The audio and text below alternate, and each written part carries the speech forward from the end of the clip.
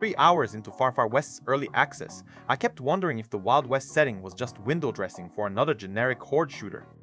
While the core promise of a Helldivers-inspired Wild West PvE was certainly there, the execution felt like a rough draft, making it tough to stick around for more than a few runs with friends. Then last month, the developers dropped a massive patch, addressing what felt like a laundry list of early player complaints. This wasn't just a minor tweak, it was a full rebalance of enemy scaling, a complete overhaul of the spell system, and significant UI improvements that promised to streamline the chaos. After revisiting the Steam forums, seeing the buzz around the update, and hearing whispers of "it's finally clicking," I felt it was time to saddle up again. I started a fresh character, determined to see if the game had truly found its footing beyond the initial gold rush. The changes are immediately apparent, making the gunplay and spell combos feel far more impactful. Enemy health bars, once an exercise in futility, now provide clear feedback, and critical hits actually feel like they matter.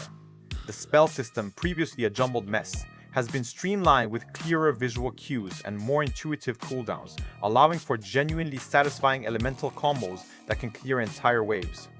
The UI, while still busy, is now significantly more readable, with crucial information like objective markers and active buffs visible at a glance.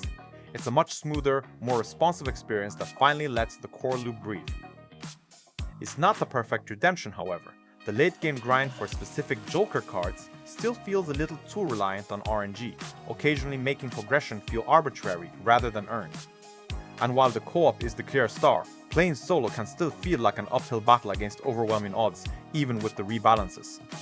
Matchmaking, particularly during off-peak hours, can also be a test of patience, often taking several minutes to find a full squad, which breaks the flow of quick, chaotic missions. So, here's the deal. If you tried Far Far West at its early access launch and felt it was a little too unpolished, this new version warrants a second look. It's matured rapidly, leaning into its unique premise with far more confidence and competence. If you're looking for a chaotic co-op shooter with a distinct Western flair and don't mind a few remaining early access rough edges, it's absolutely worth the trip back to the Far Far West. If this helped, drop a like and subscribe. See you in the next one.